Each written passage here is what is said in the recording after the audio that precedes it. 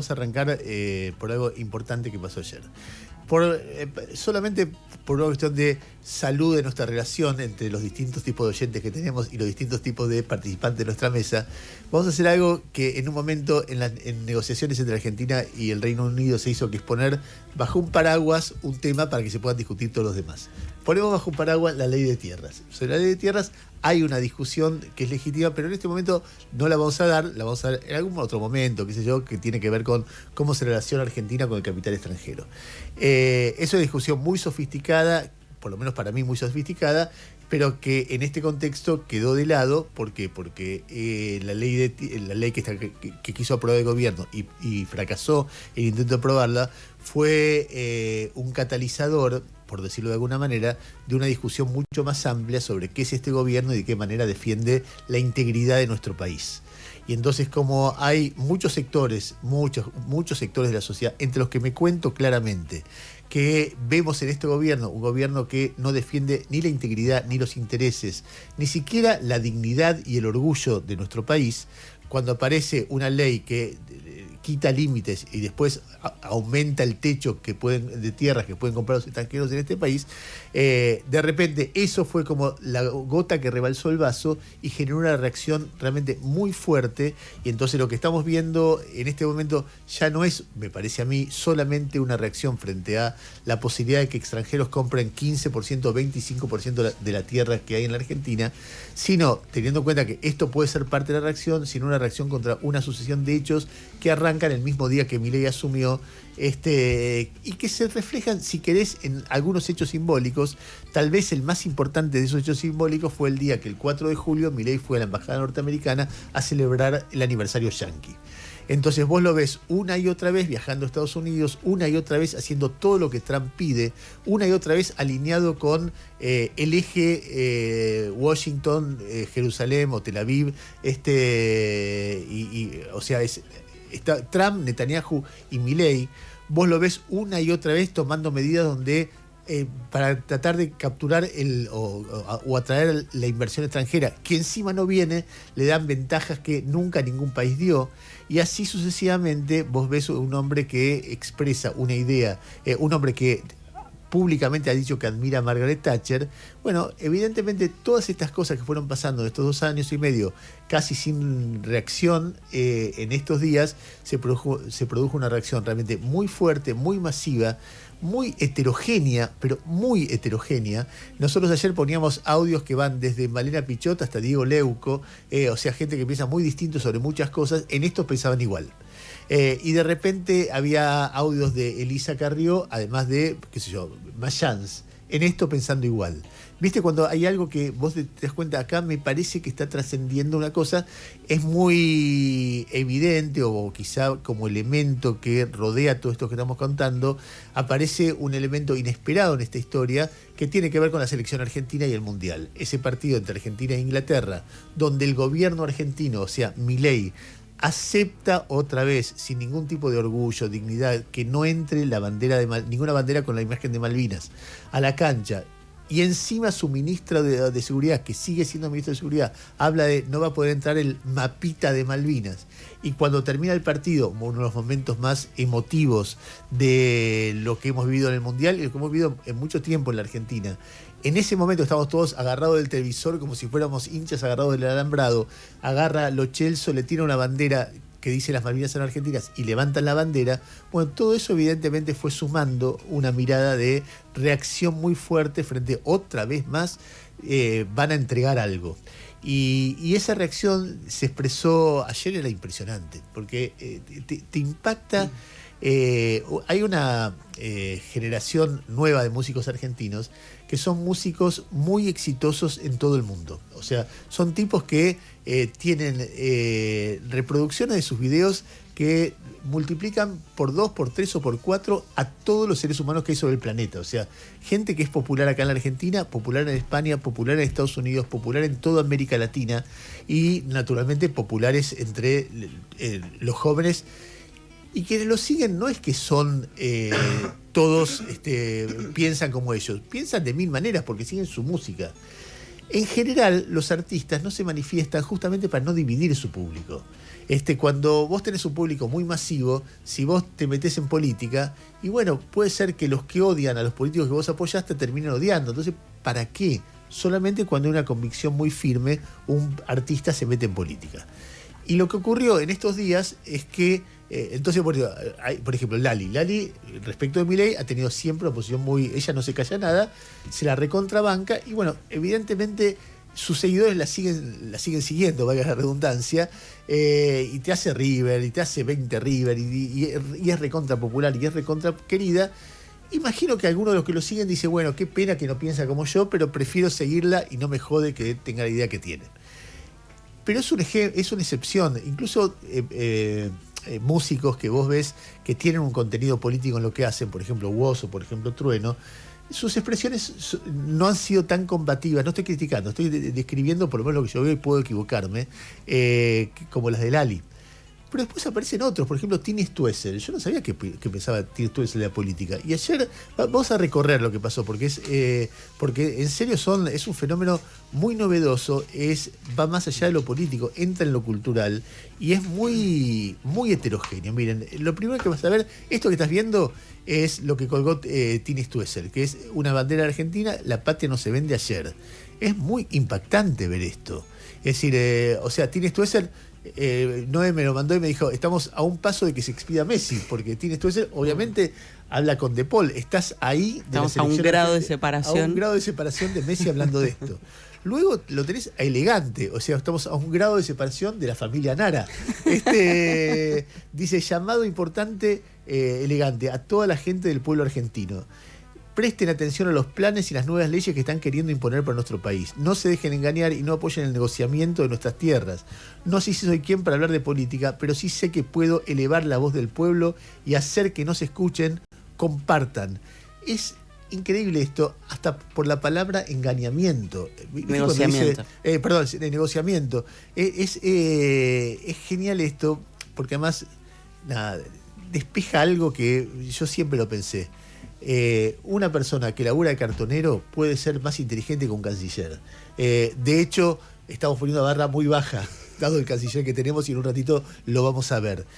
No depende del cargo que tiene, ni de cómo habla, ni de cuánto maneja uno, el idioma tal o el idioma cual, la inteligencia. Lo que está diciendo Elegante es muy fuerte, y cada vez que lo escuchás a él es de una inteligencia distinta realmente. Pero bueno, no quiero explayarme sobre esto. Después, Emilia Mernes. Emilia Mernes publica esto que estás viendo, Defender la Tierra. Emilia Mernes, por ahí ya me corregime, pero me parece que cuando se armó el quilombo con Lali, al principio de la era de Milei, María Becerra salió a bancarla inmediatamente. Y a Emilia Mernes le preguntan, creo que en una conferencia de prensa en España, sí, y alguien de su equipo dice, esa pregunta no. Y ella no se expide. Entonces había toda una reacción con ella por no haber sido solidaria, con lo cual inmediatamente el folclore, Emilia Mernes, Lali de izquierda, Emilia Mernes de derecha. Bueno, no, evidentemente no es así, porque ayer cuelga esta historia que dice Defender la Tierra. Después la que sigue es de la Joaquí, otra artista recontra popular de la cual estamos hablando de cómo sufrió esta semana porque ella estaba con Luke Ra y esperaba, se fue de viaje vomitada por Luke Ra y esperaba que le ofrezca casamiento y al cuarto día él la largó. La deja. Y cómo estaba desgarrada de amor. Bueno, en medio de esto pone Argentina no se vende, ya sabemos dónde hay que estar el 6 de agosto. Luego, Lisandro Martínez, héroe de la selección nacional, héroe del partido contra Inglaterra, Defender la Tierra. Se conoce que Lisandro Martínez es de simpatía peronista o de simpatía kirchnerista, pero también es un héroe de la selección. Luego tenés Nicki Nicole. Nicki Nicole es otra cantante. A ver, yo tampoco la había escuchado nunca hablar de política, Nicki Nicole. No sé si alguna vez vos ya No. Ya vi la especialista en la nueva pendejada musical. Ella nos informa del nuevo mundo que no conocemos. Claro. Ella sube un afiche que también subió Lali Espósito diciendo: sin suelo donde saltar, todos somos ingleses. O sea, como el que nos salta es un inglés y vos no tenés un suelo propio, no tenés dónde apoyar, y postea: necesito a todos los jóvenes que me siguen defendiendo nuestro futuro y defendiendo nuestras tierras.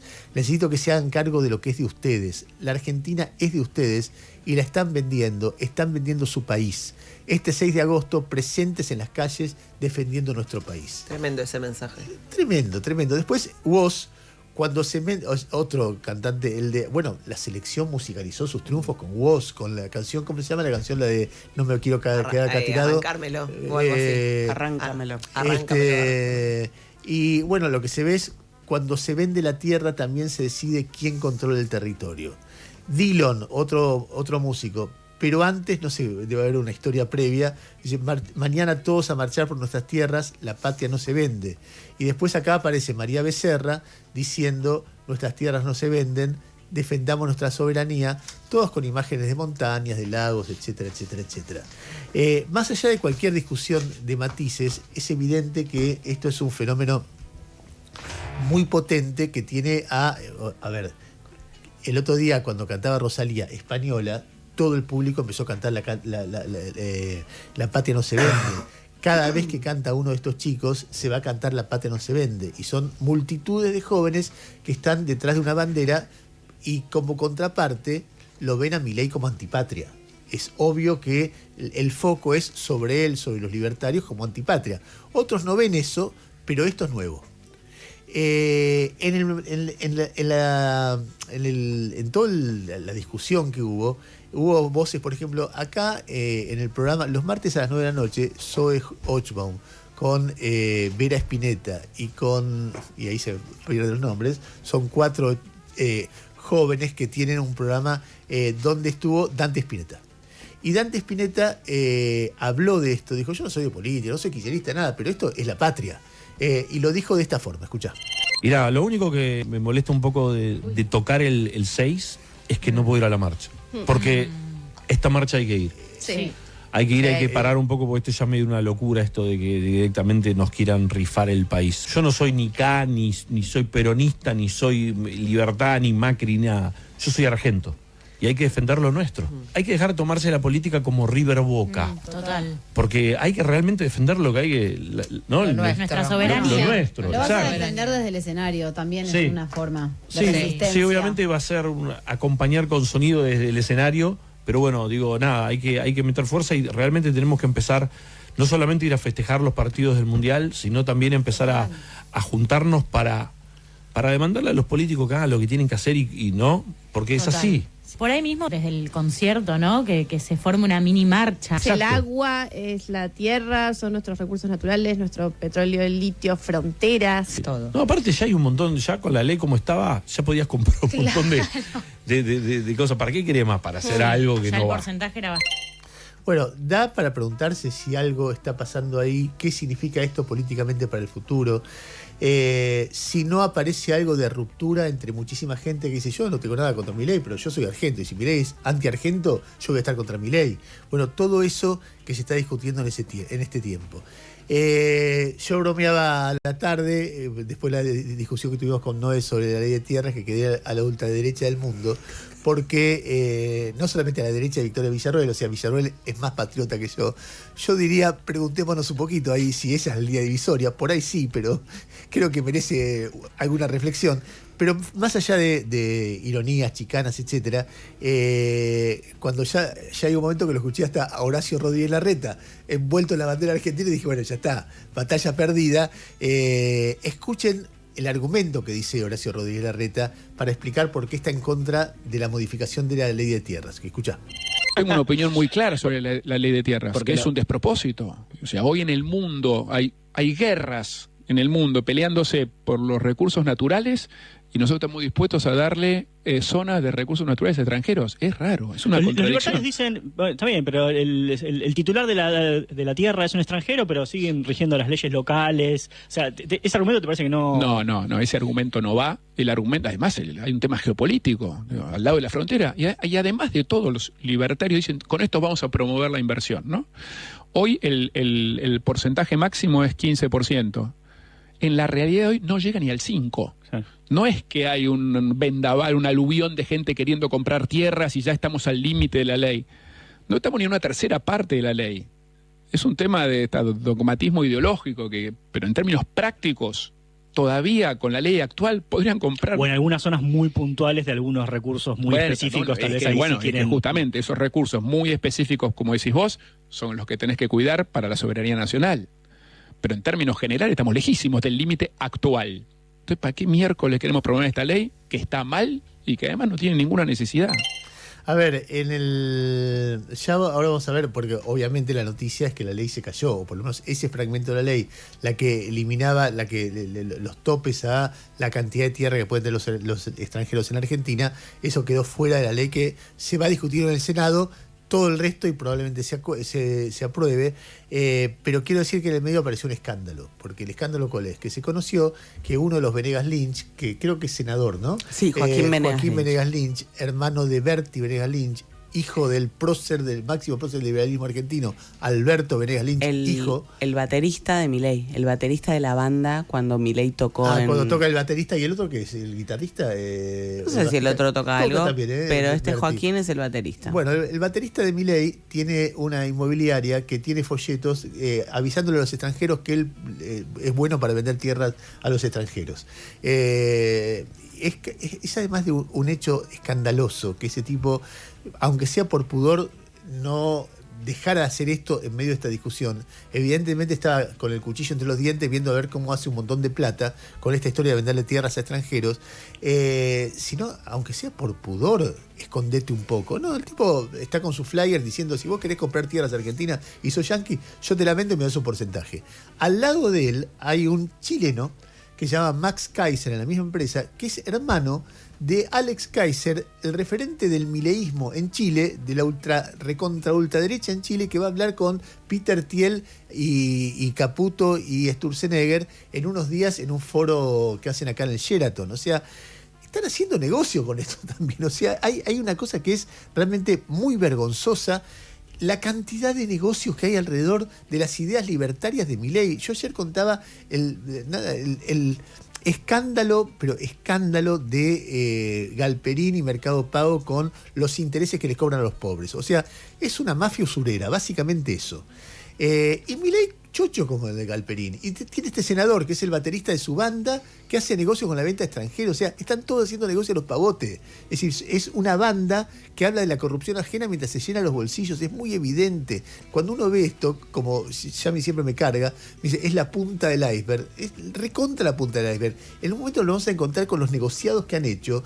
Y vos decís, y todo esto está pensado de una manera para que sean negocios. No es primero están los negocios y después está el país. A ver, si vos generás condiciones, que es lo que hacen Sturzenegger, Caputo, el otro Bausili, para que Mercado Pago, le cobre intereses gigantescos a millones de familias argentinas, tu amigo se llena de plata, pero las millones de familias argentinas no consumen. Y al no consumir, los comercios se hunden. Y al hundirse los comercios, se hunden los que fabrican cosas para los comercios. Pero a vos te importa más que Galperín haga plata que el equilibrio macroeconómico de un país. Y así hasta el infinito. Bueno, volvamos. La ley se cae y los detalles de lo que queda de la ley, cómo se cayó la ley, hay política en el medio, te los cuenta Noé. Dale, Noé. Bueno, efectivamente, fue de alguna manera una catarata de pronunciamientos que los empezamos a ver ayer durante la mañana y que se fueron desatando ya sobre el mediodía. El que da el puntapié inicial es Daniel Kroneberger, el senador del radicalismo de La Pampa. En el diario La Arena, cuenta el diario La Arena, ayer creo que eran más o menos las 10 de la mañana cuando aparece publicada esa noticia, que Kroneberger confirmaba oficialmente que iba a votar en contra, era uno de los que aparecía en duda. En la misma nota contaba el diario La Arena que la senadora del PRO por La Pampa, que se llama Victoria Huala, también estaba dudando. Entonces ya ahí decís, hasta los del PRO están dudando, algo fuerte está pasando acá. Bueno, y a partir de ahí se empiezan a desencadenar los pronunciamientos. Creo que hubo mucha especulación política en muchos de esos pronunciamientos, porque estaba claro que el capítulo de tierras iba a caer. Entonces muchos habrán decidido, bueno, no quiero aparecer bancando algo que igual va a fracasar. Entonces aparecen ahí, por ejemplo, Rolando Figueroa, gobernador de Neuquén, cuya senadora Julieta Corrosa, el gobierno la contaba a favor. Y de hecho, Patricia Bullrich, en la conferencia que da el martes anunciando el cambio del 25% para ver si conseguía asegurar los votos, le agradece públicamente a Corrosa, al gobernador de Neuquén. Bueno, aparece Rolando Figueroa diciendo, de ninguna manera vamos a estar a favor de que se vendan las tierras. Lo mismo Jaldo, ¿no? Jaldo, que ha apoyado desde Tucumán con los votos de los diputados senadores tucumanos todas las leyes de este gobierno, aparece cuando ya estaba precipitado el fracaso diciendo de ninguna manera vamos a respaldar. Y hasta Flavia Rollón es senadora por Salta, fue secretaria de Energía durante el gobierno de Alberto Fernández, hoy responde al gobernador de Salta, Gustavo Sáenz, y también le vota todo a este gobierno y aparece diciendo, esto lo contó la colega Carolina Ramos en la red social X, dice, no, bueno, Flavia Rollón tampoco va a votar esto. Bueno, insisto, algunos con especulación, otros realmente poniendo el cuerpo para torcer esta votación, pero el capítulo termina cayendo. Hay una reunión en el despacho de Patricia Bullrich, sale Patricia Bullrich y dice, bueno, no lo podemos sostener, lo sacamos para intentar salvar el resto de la ley, que de eso es de lo que se va a tratar hoy, la discusión, la movilización también y demás. ¿Qué dice el resto de la ley? Bueno, hay varios puntos. Uno punto tiene que ver con los desalojos express. La ley habilita a que, por ejemplo, si te atrasás en el alquiler, te puedan desalojar en un plazo de 10 días. Si tenés niños o personas con discapacidad o personas que necesitan algún tipo de asistencia, te dan 10 días más. O sea que en 20 días tenés que resolver a dónde te vas. Insisto, acelerando mucho los tiempos judiciales y facilitando este tipo de desalojos que no solo tienen que ver con los alquileres, que también tienen que ver con territorios en disputa. Pensemos, no sé, en pueblos originarios, en comunidades que trabajan la tierra y tienen algún tipo de disputa. Bueno, este gobierno viene ya con la derogación de lo que era la ley que permitía que los pueblos originarios sean primero censados, después reconocidos en la propiedad comunitaria de la tierra. Bueno, viene también empujando ese tipo de desalojos. Bueno, este proyecto de ley contiene la posibilidad de desalojos express. Manejo del fuego, que esto es algo que hemos hablado un poco más. Hoy la ley de manejo del fuego dice que si vos hay un humedal, un pastizal y es incendiado, bueno, hay que esperar 30 años para cambiarle el destino de uso a esa tierra. Por ejemplo, si en un humedal que fue incendiado alguien de repente quiere hacer un emprendimiento inmobiliario, turístico o incluso ganadero, bueno, tiene que esperar 30 años para cambiarle el destino de uso de esa tierra. ¿Por qué? Bueno, para que no haya especulación con los incendios forestales que a veces son utilizados justamente para despejar grandes extensiones de tierra sin poner demasiada plata. Lo que pasa que, bueno, obviamente tienen consecuencias nefastas. Bueno, la ley elimina, este proyecto de ley que se va a tratar hoy, elimina esa barrera de los 30 años en los que vos tenés que esperar si un humedal o un pastizal es incendiado, y al otro día ya lo puedes estar usando para el emprendimiento que quieras. Sí conserva, en el caso de manejo del fuego, el plazo de 60 años si lo incendiado es un bosque nativo. En ese caso se mantiene para los bosques nativos, pero para el resto de los ecosistemas se puede cambiar el destino de uso. Y además hay un punto que es de alguna manera que es el que justifica el nombre de inviolabilidad de la propiedad privada, que es el que busca hacer aún más difíciles las expropiaciones por parte del Estado. Y digo aún más difíciles porque esa caricatura de Chávez diciendo exprópiese, bueno, no es algo que haya sucedido en la Argentina. Si lo pensamos, el proceso de expropiación de YPF, por ejemplo, fue muy dificultoso y recién este año se terminó de resolver judicialmente, pero arranca con que vos vas al Congreso, necesitas mayorías en el Congreso, después le tenés que pagar al expropiado, bueno, después el expropiado, como pasó en la Argentina, o al menos parte de ello, de parte de los accionistas expropiados, hizo juicio y estuviste muchos años atravesando ese juicio con las consecuencias que eso trae para el país, y después lograste finalmente cerrar el proceso. No es fácil expropiar algo. Bueno, este proyecto de ley lo que quiere es que sea todavía un poco más complicado. Entonces incluye, por ejemplo, que vos le tengas que pagar al expropiado no solo lo que vale la empresa, sino también el lucro cesante, es decir, lo que el expropiado no va a ganar porque vos le expropiaste la empresa a partir de cierto momento. El lucro cesante es realmente algo muy difícil de calcular y bueno, te mete también un ruido en esa negociación. Y habla el proyecto de ley de expropiación indirecta. ¿Qué sería una expropiación indirecta? Bueno, por ejemplo, vos le cambiás las condiciones a una empresa que está, no sé, produciendo en la Argentina, cualquier cosa te digo, una empresa agroexportadora, y le subís las retenciones. Bueno, le estás cambiando las condiciones, esa empresa se puede considerar indirectamente expropiada y hacerte el juicio y demás. El ejemplo más claro y prístino sobre esto es el RIGI, va a ser el Super RIGI y van a ser las discusiones que haya si cuando cambie el signo del gobierno y si viene un gobierno que quiera discutir las condiciones del RIGI, bueno, son empresas que van a poder considerarse expropiadas y que en algún momento harán juicios seguramente ante el CIADI, tribunales internacionales. Entonces, bueno, todo esto que sigue permaneciendo en el proyecto de ley y que de alguna manera quedó un poco opacado, porque es un poco la estrategia del gobierno también, ¿no? Mandar leyes que en realidad son leyes ómnibus, que abarcan un montón de cosas que no tienen que ver entre sí. O sea, ¿qué tiene que ver la ley de expropiaciones con la posibilidad que vos levantes o no el límite de venta de tierras a extranjeros en Argentina? Pero bueno, habían quedado todos estos artículos, capítulos un poco opacados por la discusión de la ley de tierras, que ahora corrida, bueno, quienes estaban en contra de este proyecto de ley dicen, bueno, tratemos también de que esto caiga. Vamos a ver qué pasa. La verdad es que yo lo que siempre digo es que las sesiones que llegan a realizarse en medio de tanto ruido político, y bueno, siempre son de final abierto. Alguna sorpresa te pueden deparar. Sigue estando pendiente la discusión sobre si van a dejar votar a Sagasti y a Flavio Fama, el catamarqueño radical. Así que me parece que, bueno, final abierto, y la movilización que sigue estando convocada para hoy a la tarde frente al Congreso para intentar frenar el resto de los artículos. A ver, dos o tres cosas que me gustaría agregar a lo que dijo Noel.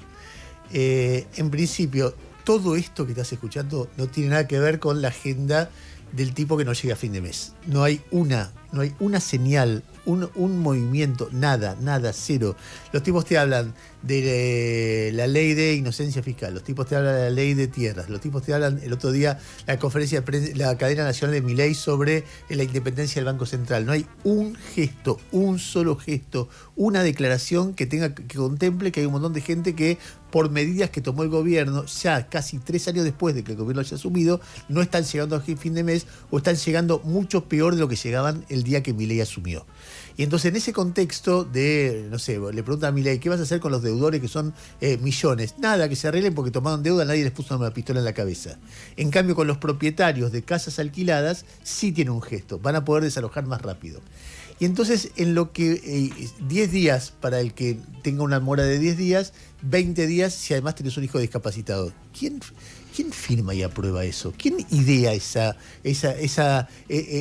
norma tan salvaje que en lugar de decir, che, veamos cómo se hace, si hay un chico discapacitado no puede quedar en la calle? No, me importa un pito, te bajo el salario, te subo los servicios, habilito que te prestan a cualquier tipo de interés y si te desalojan te jodés. Básicamente esa es la mirada dominante del gobierno, y creen que de esa manera es como se crea una sociedad distinta y cómo la Argentina va a crecer y transformarse en potencia.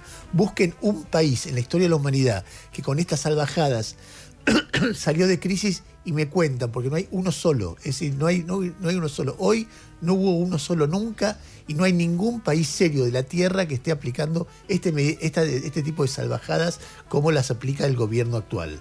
Después se preguntan por qué hay una reacción y por qué esto es lo que son en cada una de las leyes. El hecho, lo que define, con Yami siempre cargamos, porque yo cada vez que digo el tipo que tiene dos departamentos, 3 departamentos, tiene que ser generoso, tanto en la actualización de lo que actualiza por inflación, como la forma de tratar a un inquilino, porque el que tiene 3 departamentos tiene 3, y los 2 que son inquilinos de él no tienen ninguno, con lo cual lo mínimo tiene que haber, más allá de ley de mercado, tiene que haber bondad.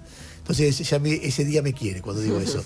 Bueno, el gobierno es exactamente lo contrario. O sea, me chupan huevo tu destino, porque los países son grandes cuando los ricos se llenan de plata y los pobres sufren. Entonces, es todo.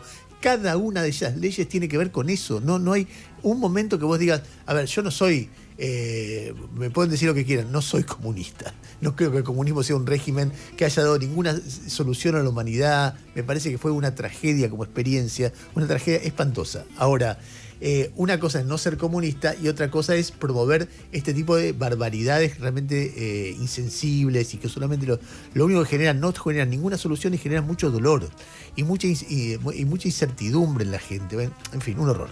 En cualquier caso, sigamos un poquito con la agenda informativa. Yo quiero destacar 2 cosas que no sé cómo hacer porque no hay una noticia novedosa respecto de ninguna de las 2, pero no quiero que queden en el olvido. Una, cada día que pasa, Mercado Pago está ofreciendo créditos a una tasa de interés altísima a gente que necesita plata y que no la tiene, pero que le podría aliviar unos días o unos meses de su vida a cambio de arruinarle el resto de la vida. Todo esto ocurre porque hay un grupo de gente que está en el gobierno que cree en la desregulación absoluta de todo. O sea, el Estado no pone límite a la tasa. Yo estuve hablando con gente experta en riesgo bancario en el día de ayer, a ver qué opinaban de toda esta discusión, y todos te dicen, mirá, evaluar el riesgo crediticio es muy complejo porque vos metés muchas variables para saber a cuánto le tenés que prestar a una persona de acuerdo a sus posibilidades de devolverlo. Y entonces se junta desde el riesgo país hasta la capacidad del gobierno, el PBI, hasta la historia familiar de la persona que está, hasta, no sé, 18 variantes, la pones en un algoritmo y te da cuánto interés le cobras. Le digo, está bien, yo eso lo entiendo. Y lo que Mercado Pago, cuando le digo las cifras, me dice, no, eso es una mafia usurera. Al Capone no te insistía tanto por el celular y no te cobraba tanto interés. O sea, perdona a la gente de Mercado Pago, que seguramente se siente gente muy honesta, honrada, que hace su trabajo como dije, pero para mí, la verdad que ofrecer una y otra vez a personas de a pie créditos 800% de interés en anual en este contexto es de mafia usurera. Entonces no quiero dejar de señalarlo y voy a insistir mucho en esto, porque además los tipos se hacen los boludos. Lo de ayer tuvo gran repercusión, fue titular, por ejemplo, en la política online, se viralizó bastante, y los tipos se hacen los boludos. Hacen como si nadie estuviera preguntando nada, y yo no lo voy a preguntar, ni tengo ganas de hablar con ellos. Veo lo que es Malcolm Galperín y para mí es un tipo deleznable. Pero después hay una sociedad que pregunta, y vamos a insistir, y somos muchos los periodistas que vamos a insistir. Créanme que no es algo que va a pasar libremente, todo lo que hicieron y todo lo que están haciendo. Ayer me contaban de, viste estas reuniones que hacen muchas veces empresarios con economistas, charlas para saber cómo viene la mano y qué sé yo. Era una reunión con un economista que difícilmente lo puedas ubicar en el peronismo, el kirchnerismo. Y las palabras que usó para definir esto es: Milei institucionalizó la usura con esto de las tasas, y la desregulación. Bueno, eso, y el segundo tema, que no quiero que quede en segundo lugar, es el tema del fentanilo contaminado. A ver, de nuevo, ayer lo contó Paz, fue a mí impactante la columna de Paz de ayer, diciendo, hay 2 personas detenidas, una es la titular de la MAT designada por Milei, que estuvo desde el 10 de diciembre que asumió él hasta enero de este año, o sea, más de 2 años ahí, y otra, la titular del Instituto Nacional de Medicamentos. Están detenidas funcionarios de Milei por haber permitido la distribución de fentanilo contaminado que causó 100 muertes. De nuevo, 100 muertes, estamos hablando del doble de la tragedia de Once. Estamos hablando de la mitad de Cromañón, estamos hablando de la tragedia sanitaria más importante de la historia argentina. Y todo eso fue, obviamente, culpable el laboratorio que distribuyó el medicamento y la MAT que miró para otro lado teniendo informes previos que advertían sobre el riesgo que se iba a ocurrir. y habiendo chats internos donde le decían a estas dos personas, che, va a morir gente de repostería nuestra, y ellos decían, sí, lo sé, déjame verlo, mientras el fentanilo seguía distribuyéndose por todos lados, hasta que empezaron a aparecer las muertes. O sea, hay 100 familias que quedaron con gente que falleció por esto. Estamos hablando de tragedias como la del APA, como la bomba contra la AMIA, es decir, hay más muertos que en la AMIA, para darse cuenta de lo que estamos hablando. Y esto tiene que ver con funcionarios designados por el presidente de la Nación. Cuando empezó el escándalo, por razones que yo ahora entiendo, agarró Milei y se metió a decir que el juez no estaba condenando a nadie porque los culpables eran kirchneristas y el juez era el hermano del ministro de Salud de la provincia de Buenos Aires. El juez se llama Ernesto Kreplak, y me acuerdo que Kreplak respondió, por favor, soy un juez, debo trabajar con tranquilidad, tiene que respetar mi independencia. Después se diluyó el tema. Lugones, el ministro de Salud, nunca aceptó ir a la Cámara de Diputados a testimoniar. O sea, hay ahí un tema de una magnitud. Y Milei no dice nada. Milei no dice nada de que su senador, el baterista, estaba preparado para vender tierras a extranjeros gracias a la ley que mandaba el Congreso. Milei no dice nada del escándalo del fentanilo contaminado. Milei está preocupado por si Lula es corrupto o no, en lugar de mirar qué es lo que está pasando en casa. Bueno, bajo un poco porque si no ya voy acelerando. Vamos a bajar un cachito sobre algunas otras cosas que me parece importante comentar antes que vengan Gustavo y Silvia. Hay declaraciones muy importantes de Luis Caputo. Vamos a poner una sola, porque después lo quiero hablar con Silvia. De hecho, Silvia me dijo, hablemos de esto un cacho, porque hay una discusión desde que empezó el gobierno, desde la historia del país, del tipo de cambio. ¿Cuál debe ser el tipo de cambio? Es un quilombo lo del tipo de cambio. Porque si vos lo pones muy alto, la economía es más competitiva, pero la gente gana mucho menos en relación porque se genera inflación. Si lo pones muy bajo, la economía no le vende nada a nadie, se llena de importados, pierde competitividad, y vos tenés salarios más importantes, pues hay desocupación. Bueno, siempre es el lío ese, ¿dónde pongo el tipo de cambio? Desde que empezó este gobierno, a los 3-4 meses, mucha gente empezó a decir, están atrasando el tipo de cambio, es un quilombo para toda la actividad de construcción, la industria, etcétera, van a hacer pelota todo con tal de frenar la inflación, no es la manera, etcétera. Y además van a tener una crisis cambiaria. Tuvieron 2 crisis cambiarias el año pasado, en una lo salvó el Fondo Monetario, en la otra lo salvó Trump, o sea, los críticos tenían razón, y a partir de ahí tuvieron una coyuntura, gracias al aporte de dólares de la energía, donde el gobierno empieza a comprar dólares y a tener reservas. Y ahora hay otra vez una oleada de gente que dice, mira, la economía no arranca porque vos no movés el tipo de cambio, tenés que mover el tipo de cambio. No sé, Roberto Frenkel es un clásico crítico de los regímenes que bajan inflación con tipo de cambio clavado. Entonces, claro, es de otro palo. Cuando lo dijo el otro día el Cenital con María y conmigo, había todo un lío de, miren, los kirchneristas quieren volver. Frenkel es muy antiquillerista, pero bueno, como critica al gobierno, ya es kirchnerista.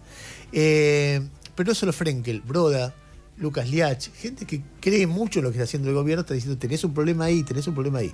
Bueno, ayer Caputo no lo llamó mandriles, lo llamó tarados. Y el audio es este que vas a escuchar. Dale. Parece que veníamos de un boom de industria, que del 2011 al 2023, y a pesar de que se les subsidiaba la energía y todo, la industria cayó 10%. Para todos los tarados que hablan de la industria, el comercio también cayó. La construcción, todo el mundo hablando, no, la construcción, si en la construcción, en esos 12 años cayó también la construcción. O sea, nos podemos tratar así, ministro. O sea, usted dice lo que piensa de nosotros decimos lo que piensa usted. Hoy freno, pero mañana, cada vez que yo diga lo que pienso de Caputo en palabras de ese tipo, tiene que ver con la manera que él dice. Le está habilitando un tipo de trato cuando dice tarado. Así que bueno, hoy por mí, mañana por ti. Le mandamos un saludo a Laura Di Marco. Laura Di Marco ayer fue objeto de tweets muy ofensivos por parte del gobierno nacional por haber dicho una verdad, que es que el consumo no vuela. El consumo no vuela. A ver, de nuevo, el consumo no vuela. Cada vez que Milei dice el consumo vuela, está mintiendo, es irrespetuoso y no entiende nada de lo que está pasando en el país. El consumo no vuela. Con suerte se arrastra, y me parece que se arrastra hacia abajo. Depende del mes, desde bases muy bajas, que es lo que él produjo desde que llegó al país. Eso lo dijo Laura Di Marco y el tipo le dice mugrienta, asquerosa, repugnante, cualquier cosa. Simplemente decirle a Laura que no lo tome como algo personal, que hoy es ella, antes fue Luciana Geura, antes fui yo, antes fue Deborah Plager, antes fue Mario O'Donnell, antes fue Alfredo Leuco, antes fue, y así hasta el infinito. Es un alma que necesita agarrarse de un conflicto todos los días para poder sobrevivir a sí misma. Y entonces un día te ve a vos y se la agarra de esa. Y mañana se agarra de otra. Y ella no puede con él mismo. Así que, nada, tengamos piedad. Me impactó que todos los tweets, igual no sé por qué me sigo sorprendiendo, pero todos los tweets eran 2 de la mañana, 3 de la mañana. La mugrienta de Laura Di Marco. Bueno, en fin. Merece un comentario, obviamente, en este contexto, lo que está pasando con las relaciones con Brasil. ¿Por qué? Porque a partir de los ataques reiterados de Milei contra Lula, primero Brasil retira a su embajador y después expulsa o le dice al embajador argentino que se las pique y venga para acá. Entre las cosas que dijo Milei es que el gobierno de Lula, no sé, creo que tenemos el audio de archivo, el gobierno de Lula financió el 25% de la campaña. Estaba cargado Lula, estaba justo el que está por debajo del 52, el 53 debe ser. Milei dijo, el gobierno de Lula financió el 25% de la campaña anti-argentina. Por supuesto que ninguna prueba de nada. Bueno, no importa si no está el archivo, si no lo ponemos después. Cuestión es que ayer va Kirno a Infobae. Hay pruebas en contrario, de hecho, de que no fue una campaña financiada por nadie ni orquestada. Está bien, pero entonces van... así lo dijo Milei, escucha. ¿Quién puso más plata en esta campaña anti-argentina? ¿Quién? El gobierno de Brasil. El 25% de los recursos salió del gobierno de Brasil. Bueno, ahí está, el 25% de los recursos, categórico, taxativo. O sea, Lula puso el 25% de los recursos para la campaña anti-argentina. Hay un estudio, que supongo que se refería a Noé, donde muestra en qué lugares del mundo se habló más del tema Argentina después de la final del Mundial. Y aparece que efectivamente el 22% donde más se habló en Brasil. Pero que todo fue espontáneo, que no había nada orquestado. Tiene alguna lógica. Hay un clásico histórico del fútbol, Brasil-Argentina, y si pasa eso, se habla mal de Argentina, en Brasil se va a hablar más. El segundo lugar fue México. Hay una lógica, los mexicanos a nivel futbolístico nos odian, entonces bien, perdido con España. Y el tercer lugar, ¿saben cuál fue? España. No porque lo financiara Felipe, ¿cómo se llama? No se llama Felipe. Se llama Pedro Sánchez. Eso, no, junté Felipe González con Pedro Sánchez, no porque lo financiara Pedro Sánchez, sino porque España jugaba contra Argentina. De hecho, cuando Rosalía dice que bien que les ganamos, no está siendo anti-Argentina. Jugó contra nosotros. Es como Noé me dice, le ganamos a Estudiantes. No es una campaña anti-Estudiantes, es de Boca, le ganaron ayer. Pero Milei dice, lo financió el gobierno brasileño. Entonces, Moncho Indart le pide pruebas a Kirno, lo tiene ahí, le pregunta las relaciones brasileñas, la visita del Papa. Kirno estaba dando una vuelta para decir que logré que venga el Papa. Pero bueno, le pregunta, ¿qué pruebas tenés, Kirno? ¿Vos escuchaste esto? No, capaz que sí, pero no. Escúchenlo hasta el final, son 2 minutos, pero lo que es un chamullero de bajo nivel, porque Milei es un chamullero de alto nivel.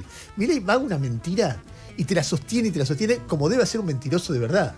Un mentiroso de cierto nivel. O sea, el tipo sabe mentir, te la grita la mentira. Y si vos lo decís, te insulta por no creer la mentira que está diciendo. O sea, no se baja de la mentira ni en pedo porque ahí queda todo muy expuesto. Escúchalo. En ese marco, se habló de la campaña anti-argentina. Y el presidente dijo, en esa entrevista con Anhelo en La Rural, la campaña anti-argentina, el 25% de los fondos salieron de Brasil. ¿Hay un dato certero sobre eso? No, el dato certero es que el 22%, no el 25%, o sea, probablemente el presidente haya redondeado, el 22% de los mensajes de la campaña anti-argentina vinieron de Brasil. A ver, ¿durante el Mundial? Durante el Mundial, sí. O sea, está tabulado. Hubo un informe que se publicó en las redes donde el 22% de los mensajes contra Argentina venían de Brasil, seguido por México. Y entonces es evidente que hay dinero detrás de eso también. O sea, uno no arma una campaña... Pero Milei dijo que está bien, supongamos que es una cosa bastante distinta. Vamos al 22. El presidente dijo que el gobierno de Brasil aportó entonces el 22% de los recursos para financiar. Dijo, es una campaña financiada desde Brasil. Claro. Okay, desde Brasil. Desde Brasil. ¿Y ustedes quieren confirmar que fue financiado desde Brasil? Bueno, está financiado. Si vos tenés cuentas de Brasil que en un 22% son las responsables de la campaña argentina, evidentemente hoy en las redes hay una monetización de esos posteos que resulta que alguien... Pero él dijo el gobierno de Brasil. ¿Saben quién puso más plata en esta campaña de Argentina? El gobierno de Brasil. El 25% de los recursos salió del gobierno de Brasil. Hay recursos utilizados también por Brasil. O sea, ¿quién en Brasil? Yo no tengo prueba para incriminar a nadie. O sea, no estamos seguros que haya sido el gobierno de Brasil. No estamos seguros.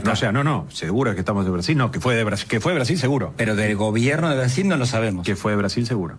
Del gobierno no. Que fue de Brasil seguro. No entiendo la diferencia. Que Brasil es un país y el gobierno de Brasil es un actor dentro del país. Dios. Me da un poco de ternura, como que le enseñaría a mentir. Pero no, lo que pensaba, viste, como esta sensación de que el ladrón ve todos de su condición. Como que también lo que pienso es que capaz acá todas las campañas financian todo. Entonces, ¿cómo puede ser que la gente naturalmente y espontáneamente hable de Argentina si no pasa algo por detrás? Entonces, lo que me hace desconfiar es todo lo que pasa acá. Ay, qué ganas de hablar como habla Caputo, ¿no? Porque si yo hablara como dice Caputo, diría, qué pelotudo Kirchner, pero no puedo, porque soy un periodista. No, no se puede hablar así. No, si todos habláramos como Caputo, habría que decir de esta manera. Pero, qué pelotudo Kirchner. Yo siempre digo, y tal vez tenga que ver con la edad, que a mí, que un tipo tenga un cargo, lo primero que me da es desconfianza de su nivel. Si un tipo llega alto en un gobierno como este, y muy inteligente no debe ser. Entonces, y por ahí es un prejuicio, seguramente muchas veces puede ser muy vivo, pero no siempre muy inteligente. Kirchner está ahí y nada, a mí hay mucha gente que conozco en la vida que no tiene cargo de canciller, que de repente la pelea todos los días, que es mucho más inteligente que este chabón. Pero mucho más inteligente. Realmente es muy nabo Kirchner. En cada una, pero es un nabo cómplice, porque es el canciller de la ruptura, del peor momento de las relaciones con Brasil. No nos hagamos los educados, Kirchner es Milei, como Caputo es Milei, como Sturzenegger es Milei, como todos estos tipos que se hacen los educados de traje y corbata, son los que le dan una pátina, entre comillas, pues tampoco, como Bullrich es Milei, en algún momento va a dejar de serlo porque está en su naturaleza, pero Bullrich es Milei. La gran derrotada en el Senado en los días de hoy es Patricia Bullrich, tiene nombre y apellido. La que está buscando que se apruebe una ley que desalojan en 10 días a la gente que no llega a fin de mes por culpa de las medidas del gobierno, se llama Patricia Bullrich. Es decir, hay una cosa que es muy importante señalarlo, porque si no parece que ella es la parte limpia de un proyecto sucio, y a mí me parece que en todo caso es la mosca que adorna el dulce de leche, no es otra cosa que eso. Bueno, quiero cerrar con un personaje que... Hay dos personajes que en algún momento del día, de la mañana vamos a mencionar. Uno es un personaje muy notable que se llama Abdul El Sayed. Es un senador demócrata de izquierda, muy parecido a Zoran Mandani, que musulmán también, ahí ven la foto, que ganó la interna demócrata en Michigan. Parece una cosa muy chiquita, pero créanme que están conmoviendo a Estados Unidos esto, porque es otro musulmán que gana la interna del Partido Demócrata con un mensaje muy intervencionista del Estado y muy distribucionista, con el tema de defendamos la salud pública, defendamos el Medicare, tax the rich, o sea, impuestos a los ricos, etc. Solamente quiero que vean, si están mirando YouTube, algo que a mí me divirtió mucho, tiene su música también, es el 46, que es cuando él hace campaña vestido de vaquero sexy, cantando una canción de Taylor Swift. Escuchá, mirá, ahí viene. Ahí lo vas a ver. Tenemos unos segundos. Está sonando. Ya lo ves.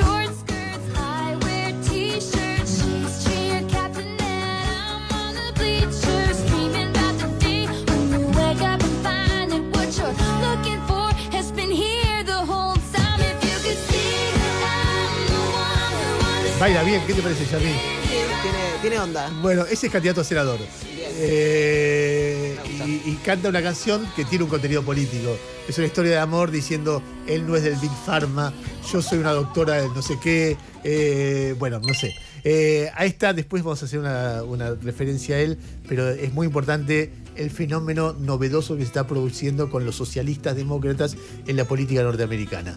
incorpora un debate sobre cómo grabar con más impuestos a los ricos, cómo distribuir la riqueza, pero al mismo tiempo divide al Partido Demócrata, cosa que podría ser algo que lo fortalezca por la riqueza de ideas que tiene o que lo debilite porque en su división Trump puede medrar. De hecho, yo contaba una historia de hace 50 y pico de años, en el 72, donde Nixon ganó la elección porque el Partido Demócrata tenía un montón de una afluencia muy fuerte de la izquierda antiguerra de Vietnam, que en la convención se terminó un enfrentamiento muy fuerte, fue en Chicago, y terminó eso permitiendo o fortaleciendo la posibilidad de reelección de Nixon, que igual terminó muy mal. Pero quería terminar contándoles, recién cuando entró Yami, me escuchó hablar de Sarasaga. Que parece la mala estaba Sarana. Y ya me dijo, ¡ay, amo a Sarasaga! ¿Qué? Sarasaga, ¿cuál es el nombre de Sarasaga?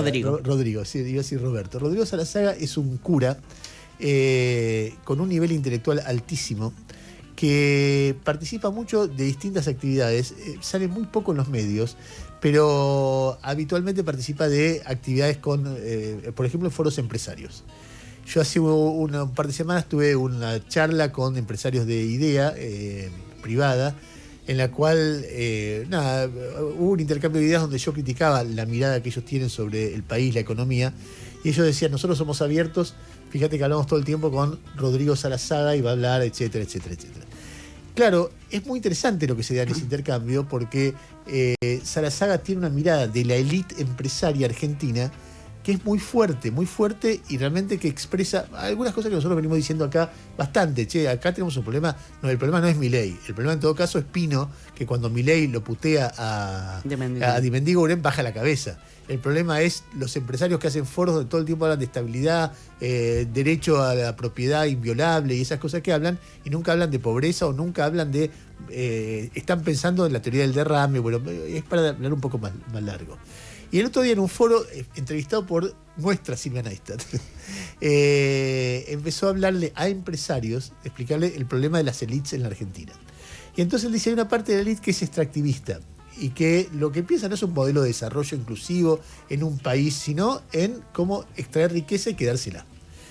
Esa parte de la coalición extractivista, lo llama él, tiene mucha plata y entonces compra políticos. Él no dice compra, eso va tiene forma de financiar políticos.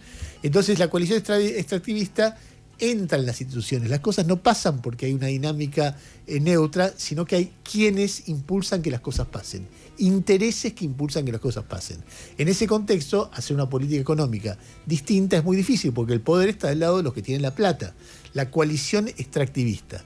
Yo sé que hay, no sé si empresarios, pero sí empresarios que pertenecen a empresas extractivistas que deben sentirse tocados por esto, pero en algún momento está bueno que reflexionen sobre esto, porque está hablando de un tipo de estructura política que se da en el país que tiene que ver con esa coalición.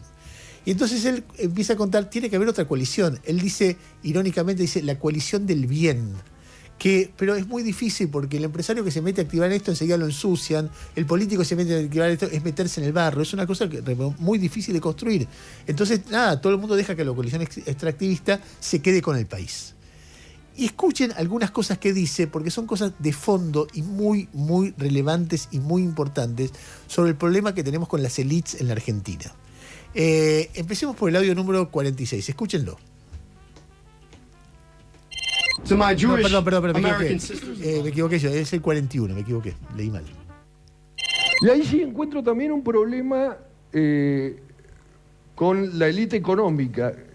La élite económica generadora de valor que la tenemos, y la tenemos muy buena, en los diálogos conmigo muchas veces me dicen, yo no quiero involucrarme con la política, le toma distancia a la política.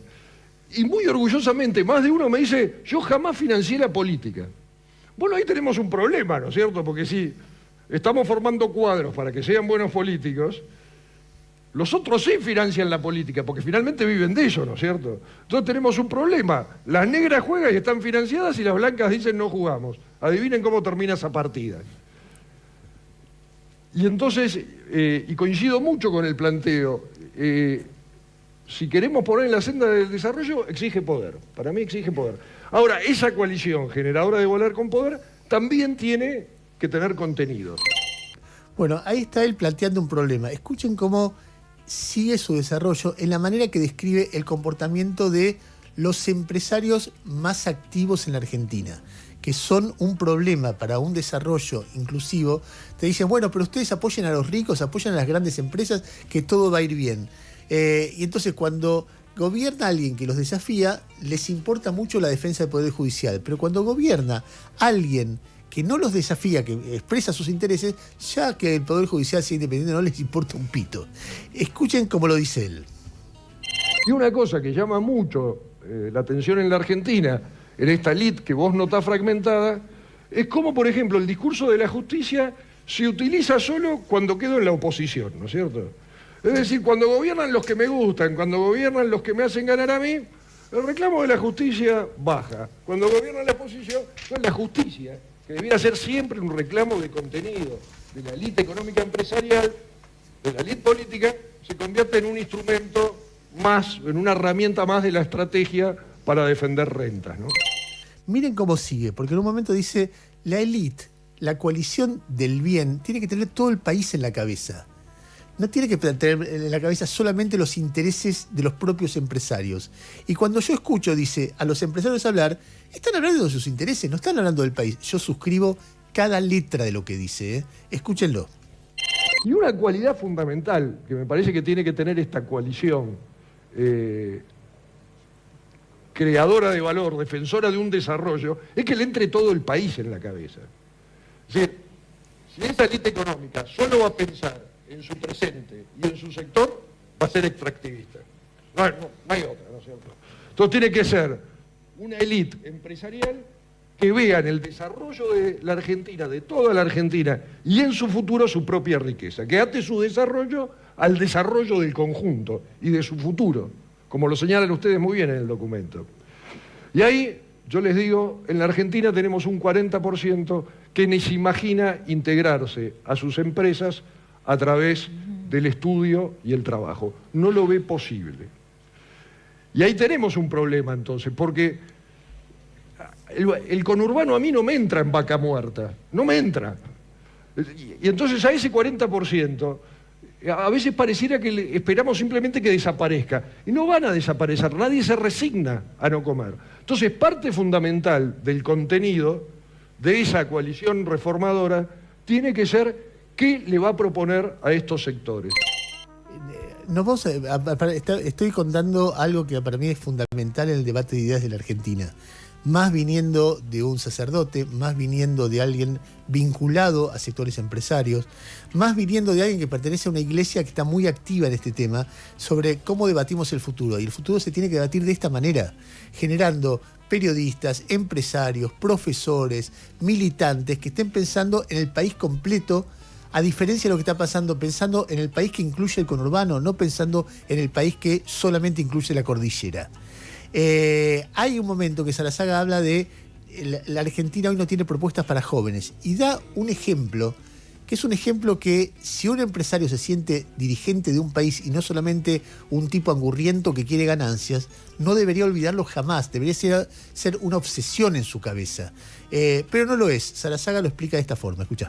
En un estudio que hicimos en el CIAS, eso de las raíces que decías vos que también tienen que estar en la base, el 50% de los jóvenes de Argentina menores de 24 años no esperan integrarse a la sociedad argentina a través del estudio y del trabajo. Un estudio de la UBA más reciente confirma exactamente el mismo número que nosotros. Un 50% de los jóvenes está en la vulnerabilidad. Y no tenemos propuestas para esos jóvenes. Yo me acuerdo entrevistando en la villa a un joven Matías, a los 14 años la madre le dijo, mayor de 7, madre soltera, no vayas más a la escuela, anda a cartonear. A los 14 años, toda su vida en la calle, obviamente cae en el consumo, del consumo pasa a delinquir, cae preso. Yo lo entrevisto con 18 años y le pregunto, ¿y qué futuro te imaginás? Me dice, futuro yo ya no tengo. Si la élite no es capaz de proponerle un futuro a Matías, no tenemos posibilidad de desarrollo alguno. La única posibilidad es que tengamos una palabra. Y ahí a veces noto que todas las élites argentinas estamos disociadas, completamente disociadas. Y empiezo por la mía, la élite religiosa. Durante mucho tiempo, muchos de nosotros, lo único que se nos ocurrió es pedir un plan. Bueno, Matías ni la madre querían un plan. Querían que pudiera estudiar y que pudiera acceder a un trabajo. Lo que más quiere la gente en una villa, volviendo al tema tuyo, es no depender de un puntero, poder ir a una escuela en la que podés estudiar, terminar el secundario y acceder a un trabajo. Y nosotros, muchas veces disociados, ¿qué hicimos? Reclamamos un plan social. A ver, y finalmente, él cuenta lo que pasa cuando va a los foros empresarios. En los foros empresarios, ¿hablan de Matías o no hablan de Matías? ¿Le dan una respuesta a todos estos jóvenes o no se la dan? Escuchen Sarazaga hablando sobre esto. Si voy a la élite empresarial también muchas veces aparece disociada, porque lo primero que hacen en un foro, Tomás, ¿qué es lo que hacen? Pedir que le bajen los impuestos. Entonces, la propuesta para el desarrollo de todas las argentinas, y yo no digo que no haya que bajar los impuestos, no digo que no haya que hacer una reforma tributaria, estoy casi seguro que sí, pero no es mi área. Ahora, en serio, la propuesta que tenemos para una reforma del país es que pensemos por bajar los impuestos. Eso es lo que le vamos a decir a Matías. Che, vos tenés paciencia. Le pedimos paciencia al que no desayunó. Al que no desayunó le pedimos paciencia en los brotes verdes. Ah, pero para nosotros tenemos apuro en la baja de impuestos. Esa coalición tiene que tener una propuesta para Matías. Y esa propuesta me parece que sí pasa por el estudio, sí pasa por el trabajo. Es decir, me parece que el problema de esta élite reformadora, primero es que tiene que tener poder. Hay que generarla, porque uno solo no va a cambiar. Tiene que ser, frente a la coalición extractivista, hay que oponer una coalición generadora de valor. Tiene que tener poder. Esa coalición tiene que ser de gente dispuesta a exponerse y a financiar y dispuesta a instalar en la agenda justicia, estudio y trabajo. Y yo no sé si esta coalición es posible, pero estoy seguro de algo que es mucho más importante. Es necesario. Bueno, es un discurso realmente de características fundacionales. Es una cosa muy importante que pasó. Creo que, ahora le vamos a preguntar a Silvia, creo que fue en el Malva, donde estaban presentando un estudio de una fundación, creo que sueca o suiza, sobre cómo son las élites en el mundo. Y cuando vos describías en términos de compromiso con una mirada de largo plazo de un país de construcción, y creo que de 150 países medidos, la Argentina está en el número 102, 103, por esto, por el cortoplacista, extractivista, etcétera, etcétera, etcétera. En ese contexto, ante un público mayoritariamente de empresarios, Sarazaga decía estas cosas que deben ser escuchadas como si fueran muy transgresoras. Yo escucho, por ahí me equivoco, que es un tipo con los huevos llenos respecto a las cosas que pasan en Argentina, cosa que comparto. Creo que somos muchos los que tenemos los huevos llenos de esta cosa que es tan cruel, que todo el tiempo te hablan de inocencia fiscal, de derecho a la propiedad privada, de desalojar gente que no tiene cómo pagar, de cobrarle intereses de barbarie a personas que no llegan a fin de mes, de quitarle los remedios a los jubilados, de sacar los planes de lucha contra el cáncer, todas estas cosas, de abandonar a los chicos discapacitados, todas estas cosas que estamos viendo, que solamente lo puede explicar un cerebro de gente insensible, resentida, cruel e ignorante, apoyadas por la coalición extractivista, que está haciendo una diferencia gigantesca. Libros como ¿Qué quieren los dueños? El de Aleberco. La Argentina que quieren los dueños. Libros como Jefes, de Leandro Renú, describen ese pensamiento de la élite empresaria argentina, la élite extractivista. Y por supuesto que hay un proyecto político alternativo que en algún momento va a tener... que ayer tuvo visión en un montón de jóvenes diciendo la patria no se vende, y que tiene que tener expresión en la iglesia diciendo lo que dice, en empresarios que alguna vez en la vida deben aprender lo que los planes ortodoxos hacen sobre sus propias vidas y la de sus trabajadores, sobre sindicalistas que están pensando, esta historia de que nos arreglen con las obras sociales no está bien, estamos entregando un país o estamos sometiéndonos a qué para conservar nuestro departamento en Barrio Norte, etcétera, etcétera, etcétera. A mí me parece que hay una discusión que está empezando en la Argentina, que Milei la está abriendo de manera muy fuerte, está haciendo una gran colaboración en ese sentido, y que veremos cómo se desarrolla, pero van a aparecer, estoy seguro, muchas voces en este sentido, nuevas voces. La de Sarazaga es una nueva voz, o por lo menos está mi deseo que eso sea así.